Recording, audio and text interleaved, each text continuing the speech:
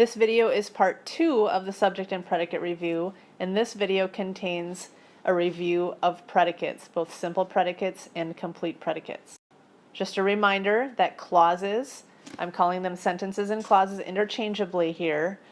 Clauses have two basic parts, subjects and predicates. I talked about subjects in the previous video. In this one I'm going to focus on predicates. The predicates tell us what that subject is doing or being in the sentence.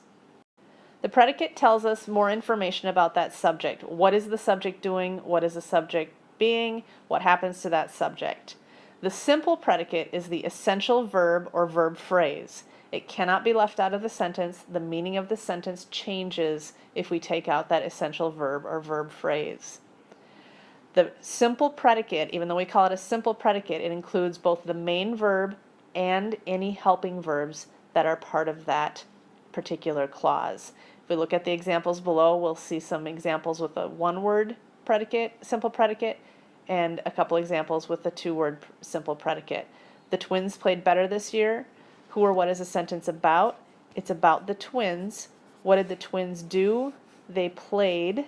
There's our simple verb. The sentence can't live without those two pieces, the simple subject and the simple predicate. Twins played. Second example, the Vikings will lose some games this year. In order to find the verb, you want to find the subject first. Who or what is the sentence about? It's about the Vikings. What did the Vikings do, or what are the Vikings going to do? They are going to lose. So Vikings will lose. Two-word verb phrase there. And the last one is actually a question. And in questions, the verbs get moved around oftentimes. So did the Packers play better on Sunday? We rearrange it to make a statement. The Packers did play better on Sunday. Who or what is the sentence about? It's about the Packers. What did the Packers do? They did play. Those are our verbs in that sentence. That's a simple predicate. Simple predicate and verb phrase are interchangeable.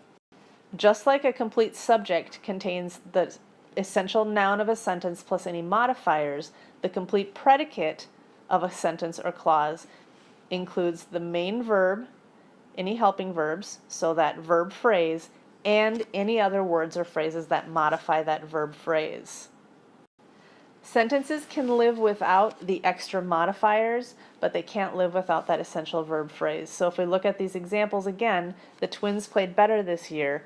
The words the sentence can't live without are the simple subject, twins, the simple predicate, played, but then we have some modifiers attached to that verb. How did they play? They played better this year. This whole thing becomes the complete predicate.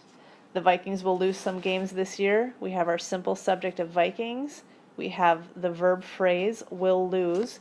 The sentence can live with just Vikings and will lose, but will lose has modifiers telling us some games this year. So they will lose some games this year. It gives us more information about what they're going to lose. Last one is that question. Packers is the simple subject. They did play. How did they play? Better on Sunday tells us to what extent they played better on Sunday. That is all part of the complete predicate. Sentences can also have compound verbs, just like they can have compound nouns, and it's simply two or more verbs that share a subject. The energetic dog swam in the pond and chased the frisbee. Our sentence is about the dog. What did the dog do? It swam and it chased. In the pond tells us where it swam. Frisbee tells us what it chased. All of that becomes our complete predicate, but our verb phrase is swam and chased. Same with the second sentence. The cat drank all the milk and took a long nap in the sun. Who or what is the sentence about? It's about the cat. The cat drank and the cat took. All these other words are modifying those two verbs, and those two verbs are telling us what the cat did. We're going to look at the same sentences we looked at for subjects, but now we're going to mark them up with everything we know, which includes prepositional phrases, simple subjects, complete subjects, simple predicates, and complete predicates. So the very first thing we do when we look at sentences, find the prepositional phrases. I know the simple subject and the simple predicate cannot be in that prepositional phrase, so I can disregard it. Who or what is the sentence about? It's about the cat. What did the cat do? The cat slept. There's my subject and my verb. Now if I want to find the complete subject, what other words describe that cat? Fat and yellow. There's my complete subject. And then I look for other words that modify that verb or tell us more about slept. And under the chair tells us where the cat slept, so that becomes our complete predicate. That sentence is marked up for everything we've learned so far. The second example is a question. Did you go to the baseball game last night? To the game, prepositional phrase. Last night looks like a prepositional phrase, but last is not on your preposition list. It is just an adverb phrase. Who or what is this about? It's about you. What did you do? You did go. Be very careful with questions and look at that first word and see if it's a helping verb. Oftentimes it will be.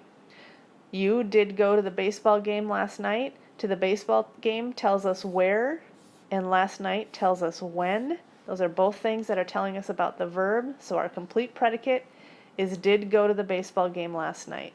Last one on this page, always recheck your answers on a test. On a test is a prepositional phrase. Looks like an order, so we have an implied subject of you. There's my simple subject. What are you supposed to do? You are supposed to recheck. Recheck what? Your answers on a test, and always tells us when or to what extent. That is all part of that complete predicate. So the simple subject is both the simple subject and the complete subject. The rest of the sentence is the complete predicate. Our final three examples. Here are your tickets to the concert. We have a subject in an odd place. We're going to mark the prepositional phrase. Who or what is the sentence about? It's about the tickets. And what about the tickets? The tickets are. There is our verb. Our complete subject is your tickets. Which tickets are they? The tickets to the concert. That whole thing is telling us about those tickets. Here is telling us where they are, so that is part of the predicate. Next example, out of the swamp crawled the dripping hairy creature. Missing that Y on hairy creature again. Out of the swamp, compound preposition, so we have a prepositional phrase. Who or what is the sentence about? It's about the creature. That's my simple subject. Dripping and hairy all describe the creature. What did the creature do? It crawled. That's my verb. Where did it crawl from? Out of the swamp.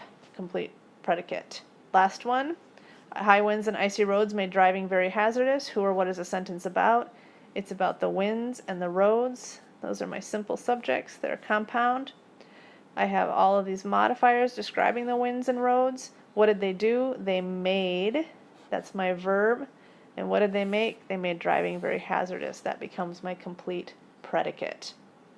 That's everything with predicates. Please make sure you stop in and ask me questions if you're not clear on what subjects and predicates are and what they do in clauses.